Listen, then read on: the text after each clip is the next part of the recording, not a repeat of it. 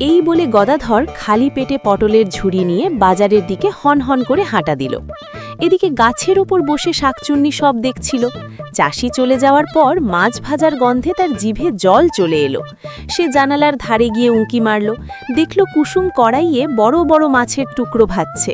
শাকচুন্নি ভাবল, ইস, এমন মাছের গন্ধ অনেকদিন পাইনি। কিন্তু এই বউটা তো এক মুহূর্তের জন্য সরছে না, আমি খাবো কি করে? হঠাৎ তার মাথায় এক শয়তানি বুদ্ধি এলো। সে নিজের মায়া বলে হুবহু গদাধরের রূপ ধরল। তারপর উঠোনে গিয়ে দাঁড়িয়ে কুসুমকে ডাক দিল। কই গো গিন্নি, একবার বাইরে এসো তো। কুসুম অবাক হয়ে বাইরে এলো। এই কি গো, এই তো গেলে আর এখনই ফিরে এলে? পটলগুলো কি বিক্রি হলো না? আরে ভাগ্য আজ খুব ভালো, বাজারের পথে যেতেই এক পাইকারি খদ্দের পেয়ে গেলাম। সে সব পটল একেবারে কিনে নিল। তাই ভাবলাম রোদ বাড়ার আগেই বাড়ি ফিরে আসি। খুব খিদে পেয়েছে গো, চারটে খেতে দাও তো।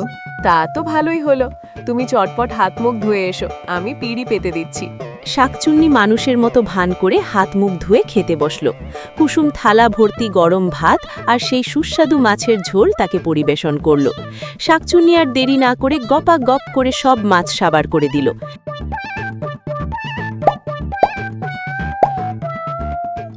পেটটা একদম ভরে গেল। গিন্নি, আমি একটু গ্রাম থেকে ঘুরে আসি। রোদের মধ্যে আবার কোথায় যাবে? একটু জিরিয়ে নাও। কিন্তু শাকচুন্নি কথা না শুনেই বাড়ি থেকে বেরিয়ে গেল।